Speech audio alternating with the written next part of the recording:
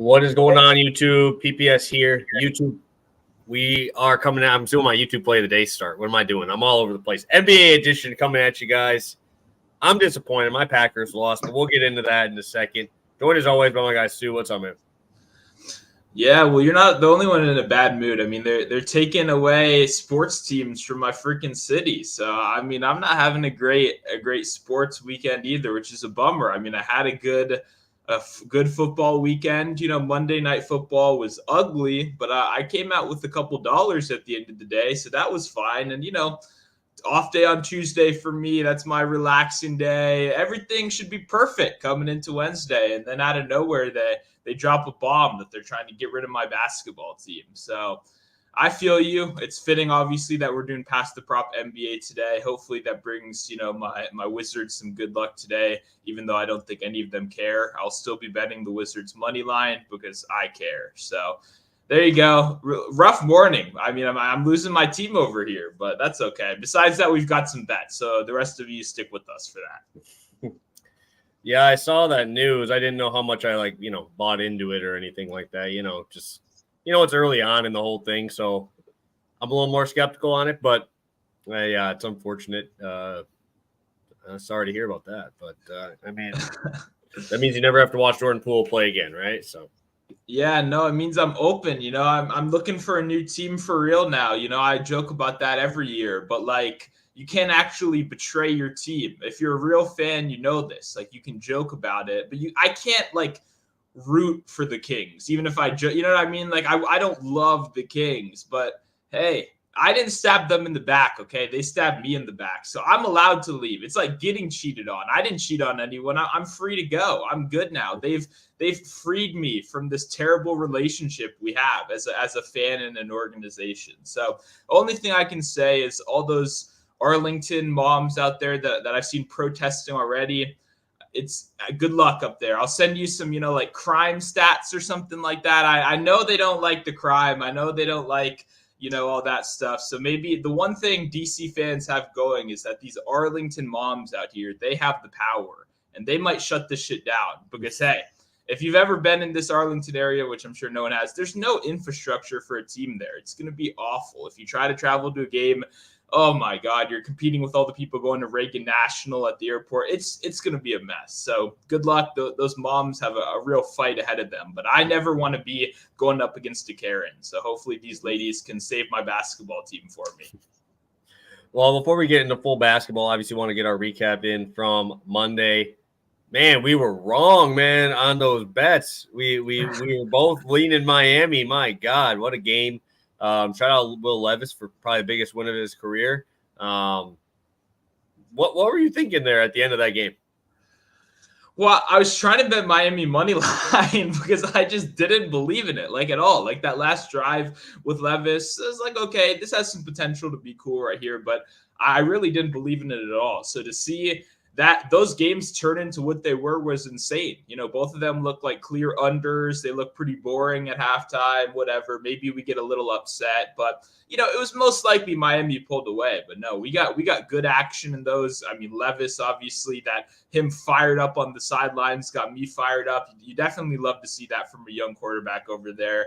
I said it the second they put the guy in. You can't bench him for the rest of the year no matter what happens. And I'm glad we're finally starting to see some of that magic. Now it's up to the Titans. Get this guy any semblance of an offensive line, please, because he's fighting for his life on every snap out there. Yeah, I would like to give a quick shout out to a couple guys there. I told you I was fighting for those last two spots to go into the Millie Maker, right? To go into the second round of Millie Maker. I had 3 that were locked in. I made, I think, nine best ball lineups. I sent 5 through, which I'm very, very happy about. But 2 of them came down to the last little bit.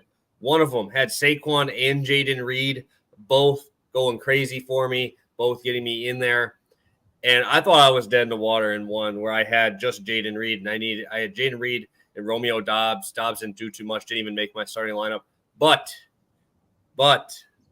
Tajay Spears on that last drive as my third last pick, just going off, ended up getting me in. So I ended up getting into 2 of them. I was fighting for 3. The other one I kind of got The other guy had Raheem Mostert, who just screwed me. So obviously that one I didn't make it through, but sending 5 out of my 9 through.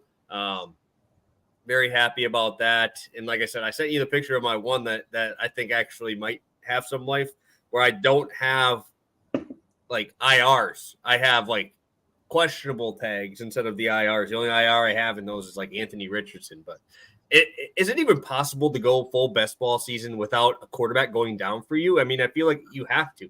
There's like 10, at least 11 IR guys. Like I said, one of them I have none on the full IR, and then it's like you look at one of these lineups, it's like 4 or 5 IR guys. Yeah, no, I mean, same thing. I mean, my best lineups are all Lamar lineups, so he's still going. Like the only ones that are alive have Lamar and Tua, and Mostert as well. So those are my only surviving ones. But yeah, all my dead ones as well were no quarterback by the end of the year. It was like Kirk's down. I had some like, the filler backups are all down, obviously, and even now a guy like CJ, who I know you really kind of helped carry you and a lot of people to the promised land is now, and Tyreek Hill as well, not a quarterback, obviously, but he's putting up quarterback fantasy points. Now Tyreek Hill could be missing time.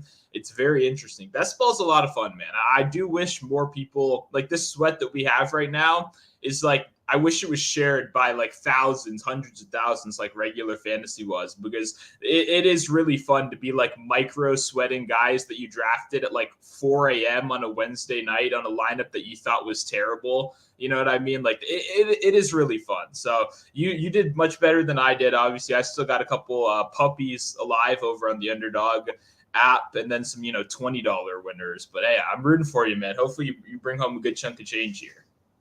Yeah, my 2 best ones, I have Tyreek in those. So I need him to play this week. I checked my exposure and like how much money I have on each person, which is nice that DraftKings lets you see your player exposure. CeeDee Lamb being my most by a lot. CeeDee Lamb, Jaden Reed, and then Tyreek, right? So that's those are the guys you want. Like I said, I was out here talking Jaden Reed to oblivion, and yes, 60% of my lineups I made it through. Mr. Jaden Reed came through. We had our best ball talk way back at the beginning of the season. Hopefully you guys tuned in for that one, because we did talk Jaden Reed pretty heavily there, and keep carrying me. Guess who's in the number 1 running back spot for your boy? The GOAT. Rashad White, baby. Yeah. Too much Rashad White, but hey, keep getting those 3-yard carries, pop off a 30-yard touchdown, and I'll be happy. Just keep doing your thing out there. And we'll keep rolling here. Enough of NFL. You guys came for some NBA. Hopefully, I'll be talking about the best ball wins here towards the end. Hopefully, we get a show about that. But no promises there. Let's do our recap here. Dude, I'm telling you right now, I am taking full responsibility for this hitting, bro. I did it with Lamar, and it came through.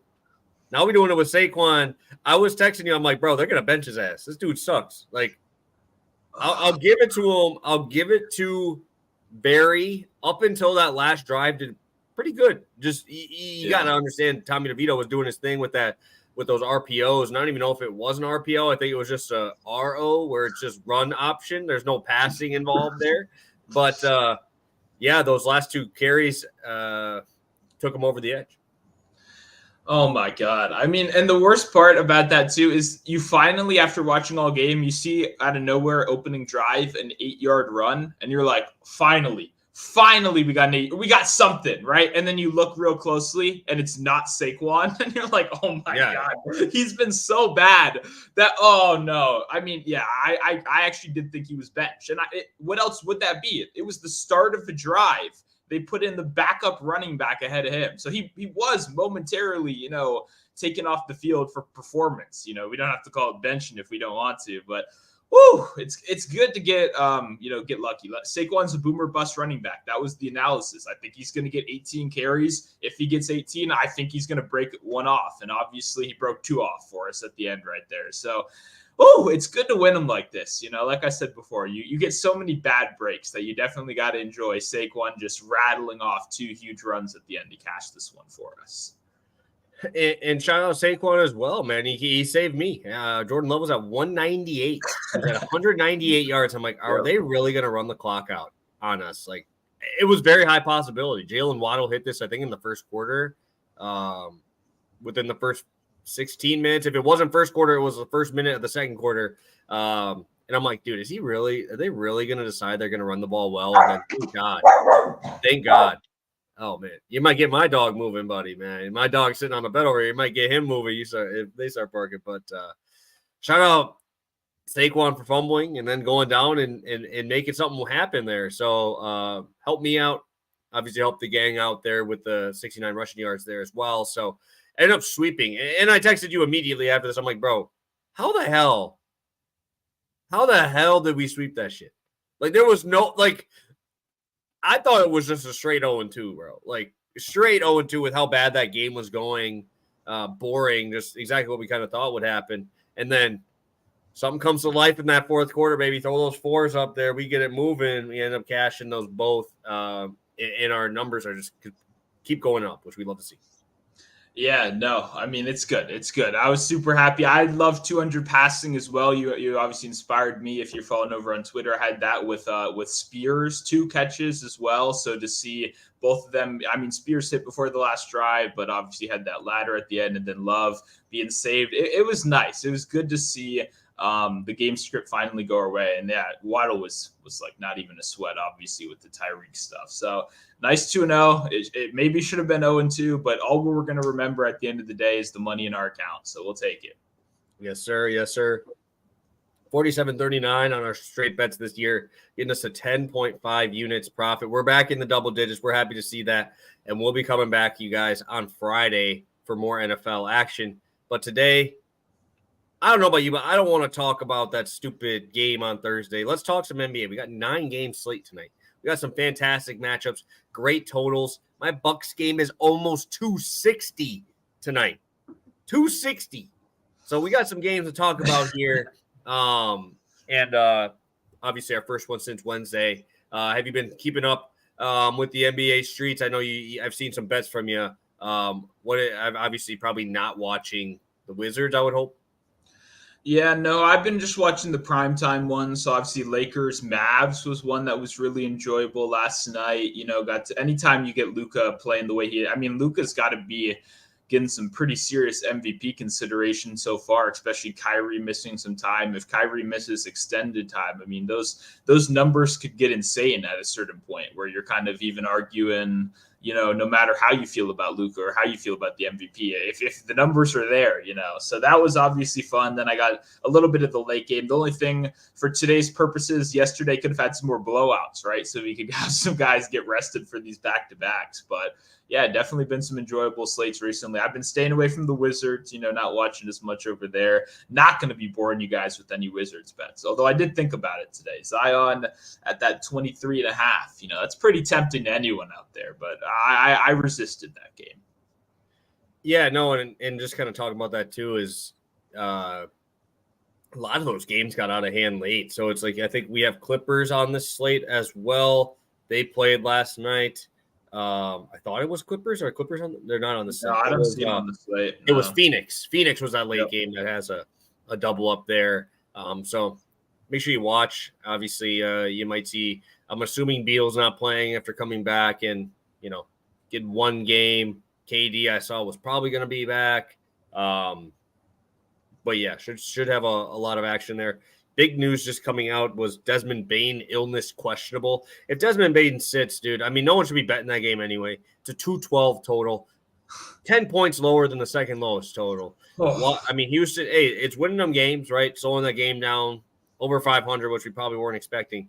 But it's a brutal team to play against now, which is how slow they're playing. And if Desmond Bane sits, bro, that's disgusting. Absolutely disgusting. So 7.5 as in with a total that low. Like, not only are you asking this team to cover by margin, I mean, you're essentially asking them to like destroy the other team without scoring points. Like that's an interesting line. I mean, I don't want to be the guy telling you to bet the Grizzlies, because if you have been that guy so far, it's not been a fun season for you, right? Obviously, the Grizzlies have way under expectation, but you'd have to think with such a low total, with how much defense you'd expect. I know missing Bane would kind of kill the heart of that team, but maybe if the Grizzlies get to what would that even go to without Bane? Like 11? I would not bet the Grizzlies unless I'm getting 10.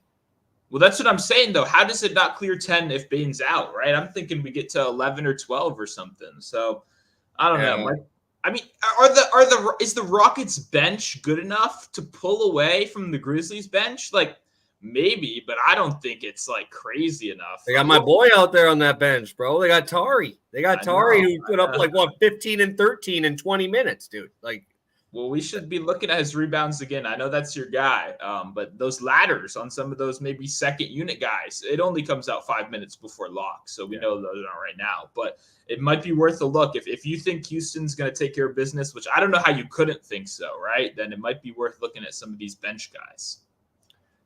All right, Stu, we got 9 games. Like I said, what's the game catching your eye here before we get into our bets? I mean, it's for me. It's going to be the Nets Suns. That's going to, if any game I'm watching tonight, it's going to be that one. 100%. It's pretty simple. I mean, we've got the revenge game, right? Any player in your write up today, you're going to see your favorite capper put like revenge game or whatever in there because they're all playing each other. So for me, even beyond the fact that these are two good teams and that any game with Kevin Durant coming back and playing is going to be a game that I'm generally interested in watching. You have the added emotion. I mean, you have guys. Mikal Bridges was traded without even, them letting him know, right? And he loved that city. So for me, I always love when we get that extra narrative. These guys are fighting a little bit harder, that always makes it worthwhile. So for me, I'll be watching the West Coast late night game tonight. Good. I think obviously I'm not going to go Bucks because I try not to go my own team here, but that Toronto game I like a lot. Obviously, my boy Scotty Barnes. It's a homie now after cashing a 20-1. Yep. So I'm going to probably be having a lot of bets in that game. A 241 total in a Toronto game. Wild, man, to see that. Scotty Barnes kind of taking over that last year Siakam role, right? So he's doing everything for these guys. Don't let it go understated, but that Dennis Schroeder ad, man, that's a nice ad. He fits perfectly in there, able to hit shots when he's open. Getting paid a significantly amount less than Fred VanVleet. So cheaper version, I guess, there. But then you obviously have a lot of big spreads. Obviously, Washington, Detroit, teams that have lost so many games in a row. I'm also excited to see this Lakers news. Somebody's sitting out. There's no way someone is not sitting out tonight. A 1.5 point spread, bro. Spurs haven't won in 3 weeks. Like, what are we doing here? Somebody's got maybe both. I mean, I don't even know if I'm going to play DFS tonight just because of the sheer value that you're going to have to just shove in 2 or 3 of those dudes.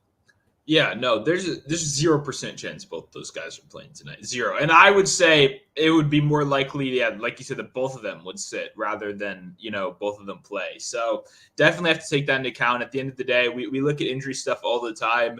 Neither of us are God. Neither of us are doctors. We can't tell you anything. But what we can tell you is we look at the market, right? And the market knows more than we do at the end of the day, right?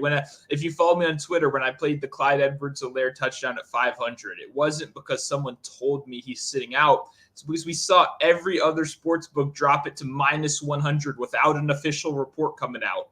They know more than we do. They will always know more than we do. So when you see the line, when you see the spread that is 6 points different than what you think it should be, then you should know that they know. And that, it's not that they made some crazy mistake. They get paid to do this stuff. So just wanted to back you up a little bit. It's not like we're like guessing or anything. The spread is really telling us all we need to know here.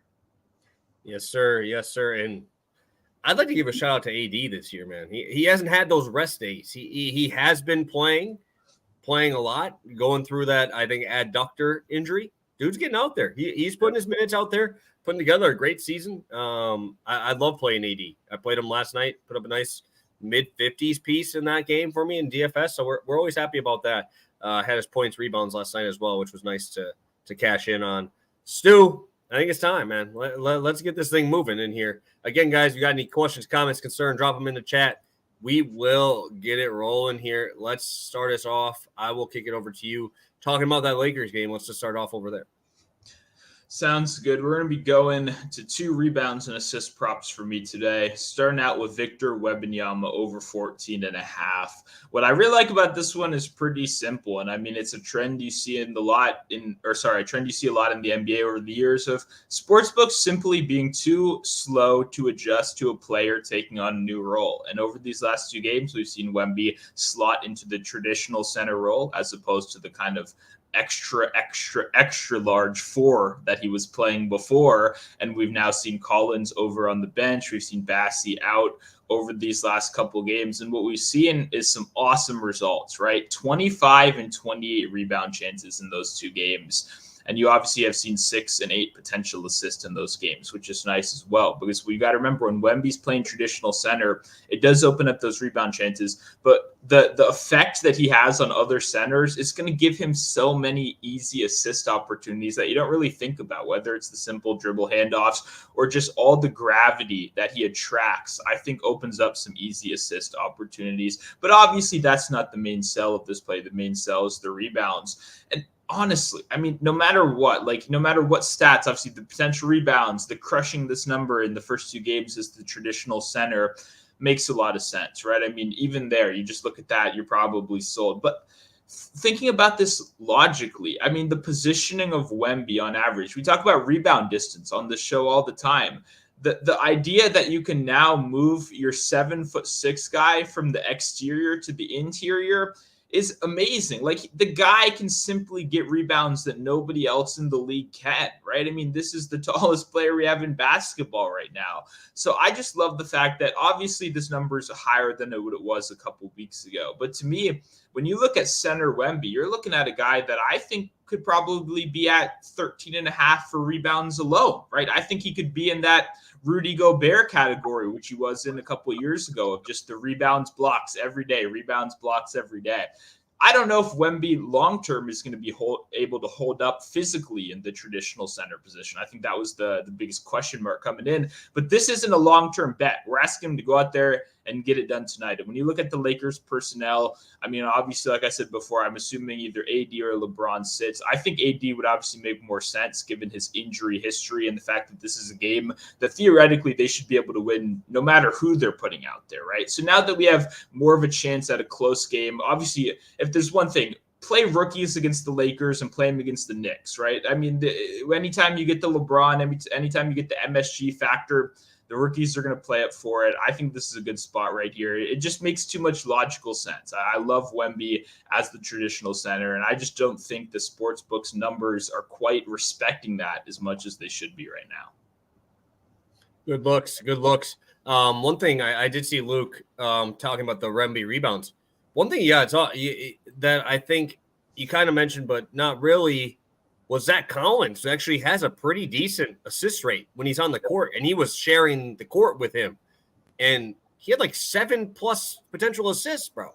Now he's sitting, and he gets minutes without him, right? So that's something I want to make sure to add in on this, because that's pretty big news, man. When Zach Collins getting sent to the bench, he did a little bit of everything. He took away rebounds. Right, he took away potential assist opportunities. If you're running him in that same opportunity spot, I think we could see his assist lines just fly up a little bit. Just something I want to point out, because I know Zach Collins was a pretty good passer as a big guy, and obviously Wemby can see over everybody, so just makes it a little bit easier.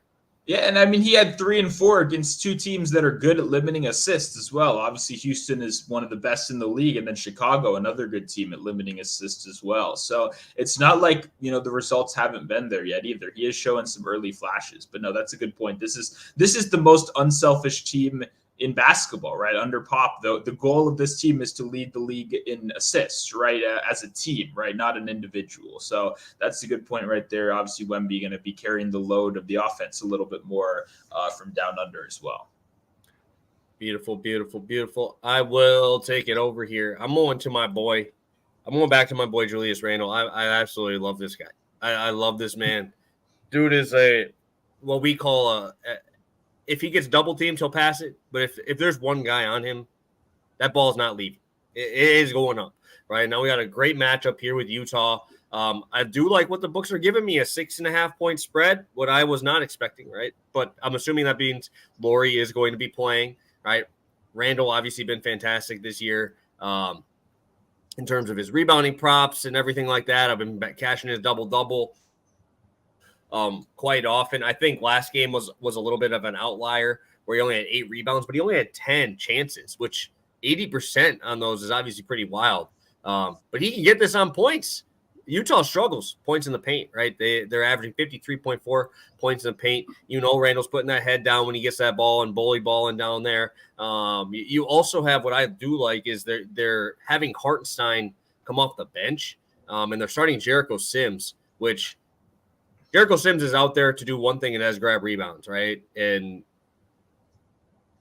there's no opportunity for anybody else to score in the paint. It is Randle, right? Jericho Sims is an alley-oop and not doing anything else points-wise. So if you want to score in the paint, which is, the best way to score on these guys, give it to Randle. This dude is going to bully ball whoever's down there. We saw John Collins miss last game. I want him to play. I want Julius Randle to go against John Collins because that dude is going to run through him, right? He is just a brick house. That's what he's doing, running through there. Obviously, he's averaging on the season. This is on the season. Like I said, you can go to the one-game outlier, whatever. 15.5 potential rebound opportunities there. And then 17 go to Mitchell Robinson, right? So he's out 6 to 8 weeks. I don't think we've seen the full adjustment because one game, he didn't get a ton of rebounds. I think this game right here, if I'm going to ladder something, it's going to be the rebounds for Julius Randle. I'm grabbing that, and I'm letting this dude go and cook. If they give me potential or if they give me a ladder on points, rebounds, I think this dude just absolutely goes crazy on these guys. There's no one there who's stopping him. Walker Kessler's probably out again today. Probably the only guy I'm worried about. You might be seeing, what's your boy, Simone Fettuccino, whatever his name is. He might try to guard this boy. What are you going to do with that? This guy's a shooter, bro. And he's going to try and guard Julius Randle in the post. Come on now. It's come on now. I think he could score 35 points. He scored 34 last night or 2 nights ago, whatever, his last game. And that's what I'm saying. This guy's going to have a lot of usage. That was his first game without Robinson. He went for 34 and 8. He went for 41 and 6, right? I mean, he has the opportunity to have a 20 rebound game. We saw that last week. He had a 20 rebound game. Sign me up, baby. I'm all in on Julius Randle tonight. I'm going to play him in a lot of DK lineups as well. Yeah, I'm curious what our Knicks guys say about this because this feels really low to me. Like this feels like a disrespectful number to our guy Randle right here. I agree with what you're saying. I mean, Mitchell Robinson, I don't think people are really respecting how big of a deal losing him is. Like not only to their short-term success, but to their like playoff hopes, right? I mean, Mitchell Robinson was really rounding into everything they'd hoped he'd be, right? He's been kind of inconsistent, injury prone over the years. So seeing him kind of figure things out and then losing that is a big deal. And on the other side, I love Jericho Sims. Like I try to play this guy whenever, and it's always obviously got to wait till 3 minutes before. I've hit a couple ladders on him, but you are absolutely right. This is a guy that when you root for someone like this, they need to develop their game if they ever want to take it to the next step. I haven't seen Jericho Sims develop his game in one bit since he stepped foot on an NBA court. So, like you said, if you can get his blocks or his rebounds and a ladder opportunity before drop, I will do that. Also, in any way in hell, if Prize Picks or Underdog puts this guy's fouls up, oh my God. Oh, don't hesitate before you hit that max number as many times. It's just like, oh my God, please post his fouls. But yeah, Jericho Sims is a complete zero in terms of offensive usage. He can literally not create a single thing for himself, nor will he try, right? There's no confidence in himself either. So if there's offense through the post, it's fully Randle. If Walker Kessler is in, I mean, he's a post defender. He's the anchor. He's a great player, but that's not going to be the responsibility for Randle. It's going to be that very weak forward room, like you mentioned, and he's going to bully those guys. I mean, yeah, the pronunciation was great. It sounded like you were going for an Italian dish right there. I almost said fettuccine, but I know there's an O at the end, so fettuccino, I guess. I think we're just going to go with that as the official pronunciation until anyone corrects us. So definitely like the spot right here. I'm going to hammer Randle tonight. I love Randle. I think this is a good spot. Definitely want to take advantage. And one thing I'll add, just because, I'm always looking at the negative stuff there, right? Just the things that could go wrong.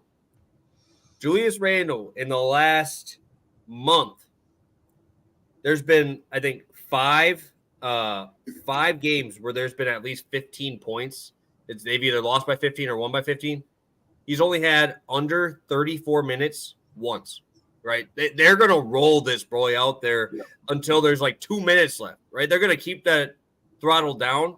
The funny part was the only game that he was under 34. He played 31 against the Spurs and ended up going for 23 and 16, right? So just something to think about. This dude is, I'm not going to say blowout proof because I'd like the full amount of minutes, but he's going to be out there. He's going to be out there a lot, and I really like this spot for him.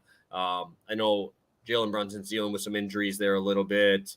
I know a couple other guys sat in their last game. I think it was Quickly sat last game. So just something else to think about there in a game with a 6.5 point spread. Yeah, no, I agree. I think it'll be ugly, and I think there is some value on the rebounds ladder as well. I'll be looking at him and Sims if we get options because it's going to go to one of these guys. Beautiful. Stu, let's go on to plays 3 and 4 here. Plus money spot for you. I think both of us have plus money ones coming here. Yep, staying in the rebounds and assist department, we're going over to Caleb Martin, 9.5, getting some plus money right here on a spot that, to be completely honest, I don't think it should be plus money. He just had 14 in the same matchup against this high-paced Charlotte team on the other side. Hey, both Martin brothers also did play as well, so you get a little bit of a revenge matchup in this one as well. Not that, once again, not that we really actually care about that at all. What we do care about is Caleb Martin is the perfect kind of player for this bet. And if you're a Miami fan, you know that Caleb Martin is in general the perfect kind of player for Miami. And I think while it's very reasonable to look at points, rebounds, and assists, to look at points on its own, the volume is good. I love playing guys to their strengths at the end of the day. I want to be not only on the same side as the coaching staff, right, but I want to be betting on a guy, and I want to be theoretically betting on what they do best. And while Caleb Martin has been taking advantage of some good volume in the scoring department, that isn't what he does best. His best value add to a team is the hustle. It's the hard work. It's the grittiness. It's the defense. It's the rebounding. That is his core value add. And I really think the rebounds, 6.5 plus money is a good pivot right here. But I like the rebounds and assists because you're still getting it at plus money one. And we've seen the assist upside, right? Naturally, the ball in your hands is going to create more assist opportunities. And with the volume uptick, with the injuries, with the no hero, right? With these guys sitting out, no Bam, obviously, who's another guy that we talk about controlling the offense, assist opportunities from the paint. All that missing, there's plenty of opportunity. Even some of these guys that are under the radar, a Hayward Highsmith, a guy that I've bet on rebounds in the past as well, a G League guy that has been grinding and getting those rebounds. That's another guy that's out. So for me, when I see Caleb Martin and I see 35 plus minutes upside right here, I see a high-paced game situation where he's going to be highly involved. This number just simply shouldn't be plus money under 10. My line for this would have been 10.5, around minus 110, minus 120. So the fact that I think we're getting a whole point value right here for a guy that's going to be extremely involved in this team, right? Maybe Caleb Martin being extremely involved isn't your ideal situation at the end of the day. Maybe that's not what you're hoping for when you start to game plan, but you're stuck with what you're stuck with. This is an extreme hustle player in a high-paced matchup that I think is going to take advantage of his opportunity. And we've seen it these last couple of games. So the fact that he put 14 up on Charlotte and we're still not really getting that respect on him, I think is showing that people are being attracted to the points a little bit more. And to me, the points number is just a tick or two, a little too high for me. Like I understand why you'd bet it, but for me, I just see more value on his role in this rebounds and assists. So no problems with PRA. I understand the spot right there, but I do love getting plus money right here. Good looks. Staying with the plus money here. I'm going to be rolling with my boy Giannis and Trey Young combo here. All right. Giannis, obviously 30 points playing against the Pacers. Is minus 300, bro. I don't think I've seen this since Dane. But we talk about Indiana. How do they stop guys?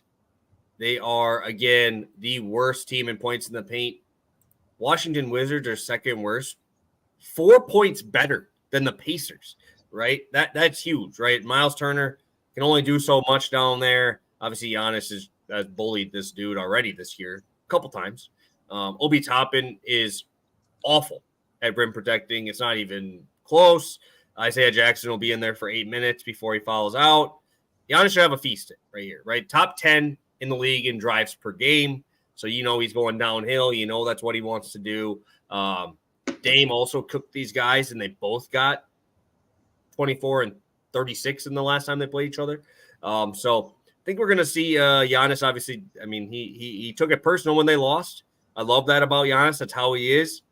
I think this dude goes absolutely berserk on these guys tonight. I don't know. With a 260 total, you're telling me a guy with a 30+% usage rate isn't going to get 30 when he's going to put up every time when he's underneath in the post down there. Love the drives. He knows what he's good at, and there's going to be no one there who can guard him. Like I said, if they put Obi Toppin on him, I will laugh. Like, who else are you going to put on him? You can't put Miles Turner on him because he's got to go guard Brook Lopez, right? There's no one on this team who can guard him, which is why he's averaging, 40 a game against these guys so far this year. I'll take the 30. Trey Young is going to do most of the heavy lifting here. I think it's like -180. If you want to throw a double-double in there, that's fine. I think it's like 5 cents better. So it's not that big of a difference. But really like this spot. I know a lot of people are on the under 26 or 28.5 points, which I don't mind. Obviously, he's been under it against Schroeder. You can go back to all that. You can go back to, I mean, there's a lot of length on this Toronto team.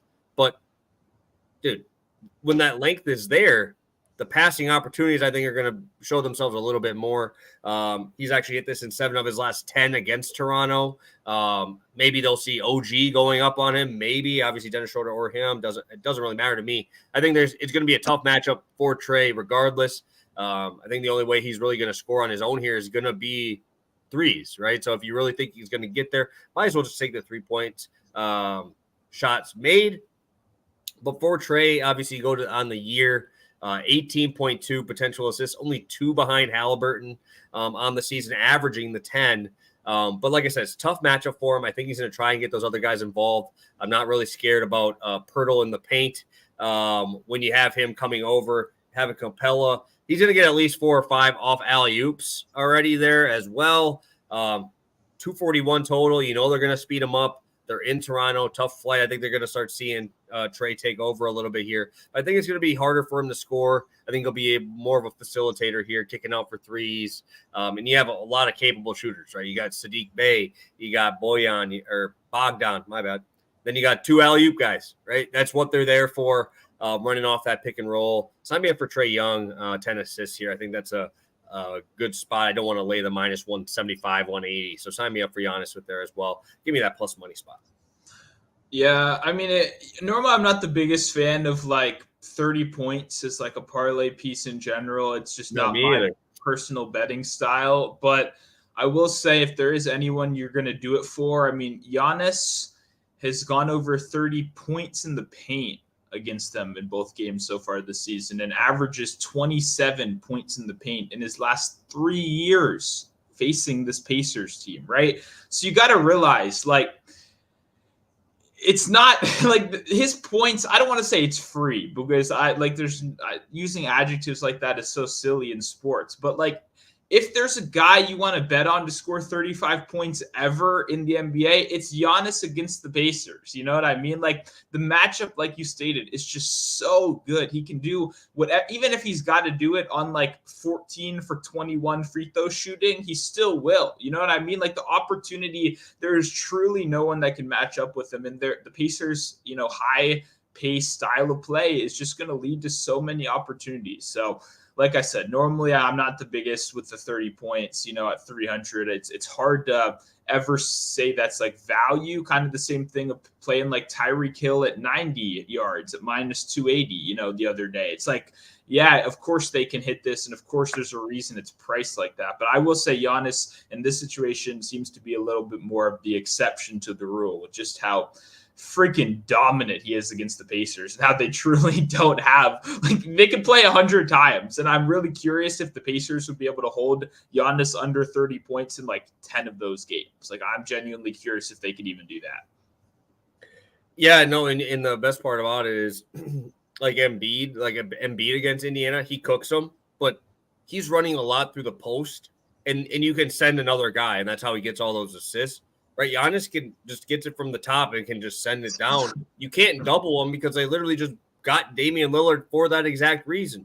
right? You got a sniper there. You got Chris Middleton there. You got Malik Beasley there. You got Brook Lopez. All dudes who shoot over 30% from three. In Beasley's case, that's literally the only reason he's on the team is to hit those outside shots. Damian Lillard, obviously, top 5 shooter in the NBA. It's just like you pick your poison, man. Obviously, the dunks are annoying there, but if you want to, take the ladder on assists if you really think that they're going to try and send a double and try to stop them there. I just don't think they physically can do it. They don't have the personnel to do it. So sign me up. I really like the spot. I know 30 points at that price. I've done it one other time before, and it was Damian Lillard when there was no Simons, when there's no anybody. It was him with the 4 stringers, and he's just sniping. So those are the only times I've ever bet it this high, and I'm perfectly content with the 30 at 300. It's disgusting, but I'm there.